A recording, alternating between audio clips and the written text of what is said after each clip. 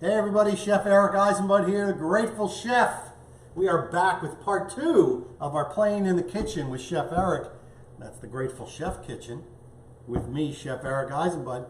Part 2 of our double barrel shotgun dry aged ribeye. This thing is looking amazing and it's smelling even better. So let me tell you what I did. You have to watch the first video to see the prep. But what I did was I put it in a 300-degree oven. Obviously I put it here in a rack in my hotel pan, 300-degree oven until the internal temperature, and I adjusted it from the actual recipe because this is dry aged beef. So I went to 105 internal temperature, and then I cranked up my oven to 500 and I let it go to 115. Is that right? Yeah. Yes. 115. Then I took it out, and it has been at room temperature for about 20 minutes, and the internal temperature is up to 134 right now. I used my ThermoPro. Usually use this for my barbecue cooks, but I used my ThermoPro so I could monitor what was going on in there. And we're going to see, we're going to find out together if this thing has overcooked, undercooked. We do know it's cooked though. So here we've got our beautiful Allen Brothers boneless prime rib encased in even equally as beautiful marrow bones. So the first thing I'm going to do is I'm going to cut the strings. I'm going to need that. I'll leave it there for you. And we're going to cut these strings off. I'm going to come in close. Let's see what we've got. So throughout the process, there was a fair amount of bone marrow, liquid bone marrow down in the bottom. So, oh wow. I'm wondering, yeah, so some of it is rendered out. And what I did was I used that rendered bone marrow to baste the top of our roast. So I don't know how much spoonable bone marrow we're going to get, but we're going to find out. Look at that, and the smell. How's it smell, Lee? Wow. Wow, it smells wow. That's all I can say. All right. So now at this point, I am going to slice it like I would a normal ribeye.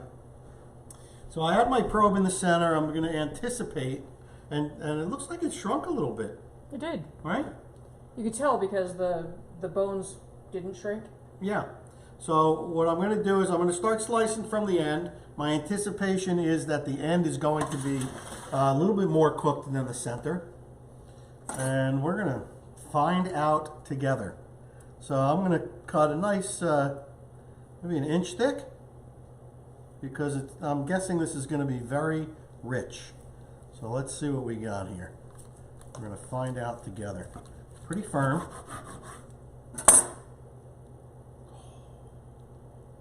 Oh my God. Absolutely stunning. The spinalis, beautiful. The dry aged flavor coming out of this thing is incredible. So I'm going to cut one close to the center. We'll see what the difference is. I'm using my bread knife. That's why I'm like struggling here. That's my slicing knife. And we're zoomed in on that. And that, my friends, is absolutely stunning. I'm going to leave this out because I'm anticipating slicing this to make roast beef sandwiches. We're going to go ahead and plate one of these up. Well, I moved it. That's right. Let me go over to zoom back out. Get my vegetable for this evening. I did a Hasselback acorn squash. I'll show you here. Beautiful Hasselback acorn squash. We're going to go along with this. Did that in my Ninja Foodie Grill. So awesome. And you did your ribeye in your Steakager Pro 40. And I did my Steakager.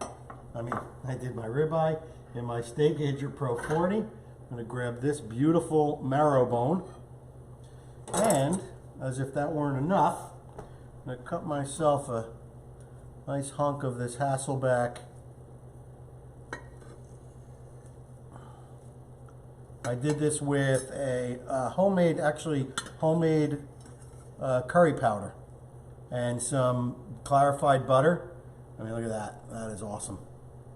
That's going on the plate. But we don't care about that tonight. We care about this. So, sure hate to do it to you guys, but... No, you don't. No, I don't. All right. So, I'm going to go right, cut this little tail off. Cut some of this fat off, the spinalis. And I'm going in. This is so juicy. This Allen Brothers Prime cuts like butter. I don't think I'm going to stick this whole giant piece in my mouth. And you got that through the Steakager program? I did get this through the Steakager program, dry aged it 45 days.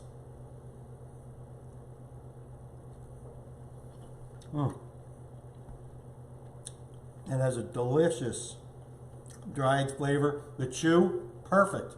Because I don't want my steak to not have chew. I want my steak to have a little bit of chew. But I would hardly call, I mean, this is tender, I would hardly call it chewy.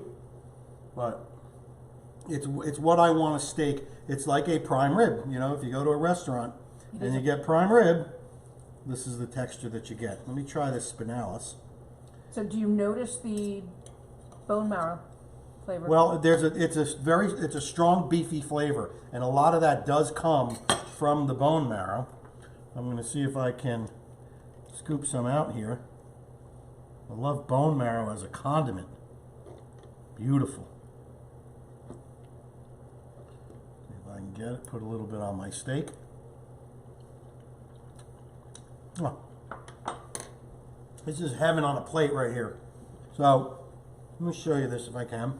I'm going to do an overshot of our plate. This is good eats. This would make a phenomenal holiday roast, or for you and your loved one on New Year's Eve. Yeah.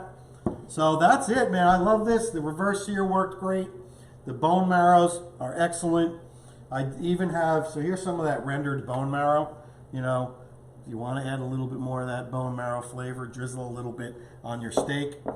It's a beautiful thing. So we're going to go ahead and we're going to finish our Saturday night dinner. I want to thank you guys for checking this video out. The one before also will give you a good idea how to do this. And what am I doing tomorrow? Tacos. Are we going live? Yeah. Okay. I'm making birria tacos tomorrow. So we may jump in live just to show you what that's all about. So anyway, guys, thank you for joining us. Be well, eat well, be kind. We'll see you on the next Grateful Chef video. Peace.